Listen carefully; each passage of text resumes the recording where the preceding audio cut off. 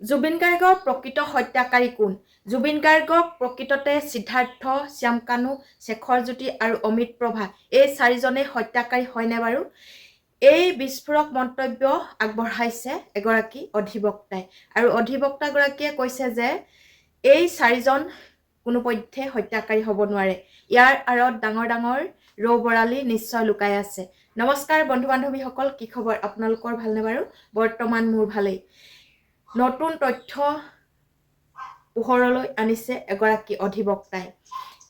এই অধিবক্তাগৰাকীয়ে কৈছে যে এই চাৰিজন হত্যাকাৰী হয়নে জুবিন গাৰ্গৰ? জুবিন গাৰ্গৰ যদি প্ৰকৃততে এই চাৰিগৰাকীয়ে হত্যাকাণ্ডৰ, তেনেহ'লে ভুল বুজিছে। আমিও ভুল বুজিছোঁ, অসমবাসীও ভুল বুজিছে। কিন্তু এই কথাটো অকল অধিবক্তাগৰাকীয়ে গম পোৱা নহয়, সকলো ৰাইজে গম পাইছে বুলি তেওঁ নিজ মুখে কৈছে।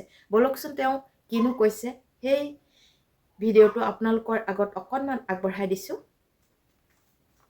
প্লেনিং মতে জুবিন গাৰ্গৰ এই ষড়যন্ত্ৰমূলক হত্যা হৈছে আৰু সেই প্লেনিং কৰাবিলাকে প্লেনিং কৰি আছে যাতে জুবিন গাৰ্গৰ চৰিত্ৰ হনন কৰি, গৰিমাবৰ চৰিত্ৰ হনন কৰি আমাৰ ভগৱান হিচাপে আমি গণ্য কৰা জুবিন গাৰ্গক আমাৰ মনৰ পৰা মগজুৰ পৰা আঁতৰাব পাৰে। এনেকুৱা এই প্লেনিং কৰি থকা কেইটা আচলতে আচল হত্যাকাৰী। এইটো সাংঘাতিক ধৰণৰ জুবিন গাৰ্গৰ আচল হত্যাকাৰী এইকেইজন নহয়, আপোনালোকে জানে। মই উকিল হিচাপে যি কৈ আছো আপোনালোক সাধাৰণ মানুহ হিচাপেও জানে।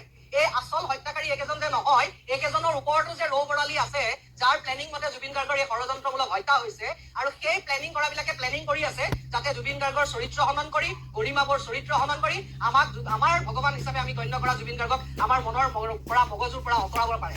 এনেকুৱা এই প্লেনিং কৰি থকা কেইটা আচলতে আচল হত্যাকাৰী। নিশ্চয় এই অধিবক্তাগৰাকীৰ কথা শুনি আপোনালোকে গম পালে যে আমাৰ জুবিন গাৰ্গৰ যি প্লেনিং মাৰ্ডাৰ বা প্লেনিং কৰি হত্যা কৰিছে, এই হত্যাৰ লগত কিন্তু ডাঙৰ ডাঙৰ ক্ৰিমিনেল জড়িত হৈ আছে। কাৰণ অধিবক্তাগৰাকীয়ে প্ৰকাশ কৰা মতে আৰু ডাঙৰ ডাঙৰ ৰৌ বৰালি নিশ্চয় ইয়াত জড়িত হৈ আছে। নহ'লেনো এছামে এতিয়া কিয় জুবিন গাৰ্গৰ চৰিত্ৰ হনন কৰিবলৈ বিচাৰি থাকে? আৰু জুবিন গাৰ্গৰ চৰিত্ৰ হননৰ ক্ষেত্ৰত বা গৰিমা গাৰ্গৰ চৰিত্ৰ হনন কৰিবলৈ তেওঁলোকৰ অধিকাৰ ক'ত? এই বহু কথাৰে আচলতে এই অধিবক্তাগৰাকীয়ে আমাৰ মাজলৈ কিছুমান তথ্য আগবঢ়ালে আৰু সেই তথ্যমতে আমি নিশ্চয় গম পালোঁ। আৰু এই কেছটো আপোনালোকে নিশ্চয় ভাবিছেনে বাৰু তদন্ত শুদ্ধমতে হ'ব বুলি? আৰু অসমবাসীয়ে ইতিমধ্যে গমেই পাই গৈছে যে এই হত্যাকাণ্ড বা এই কাণ্ডটোৰ কোনোপধ্যেই কিন্তু চাৰ্জশ্বিট যিমানে নিদিয়ক, কোন দোষী প্ৰকৃততে সেই দোষী উচিত শাস্তি কেতিয়াও নাপায়। কাৰণ জোনমণি ৰাভাৰ ক্ষেত্ৰতো এনে কাণ্ডই হ'ল আৰু এই জুবিন গাৰ্গৰ ক্ষেত্ৰতো ঠিক একেদৰেই হ'ল।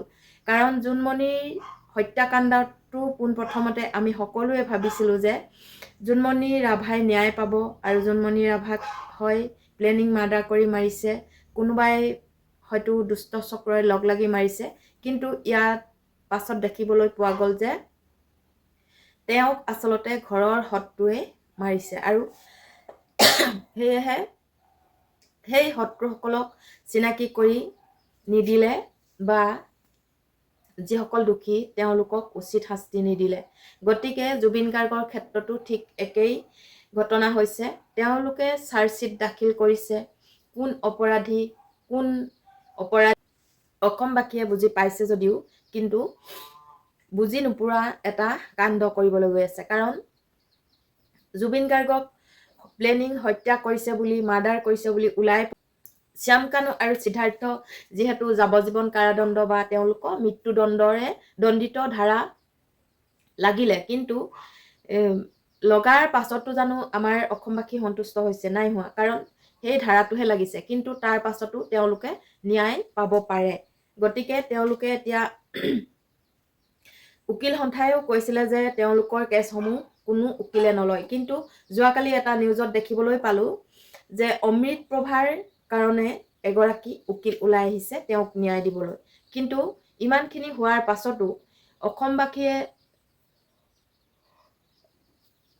ইমানখিনি কৰাৰ পাছতো তেওঁলোক দোষী বুলি সাব্যস্ত হোৱাৰ পাছতো তেওঁলোকক কোনো উকিলে তেওঁলোকৰ কেছ নলওঁ বুলি কোৱাৰ পাছতো এগৰাকী উকিলে অমৃত প্ৰভা হৈ ওকালতি কৰিবলৈ আহিলে, কাৰণ তেওঁক ন্যায় দিবলৈ আহিছে।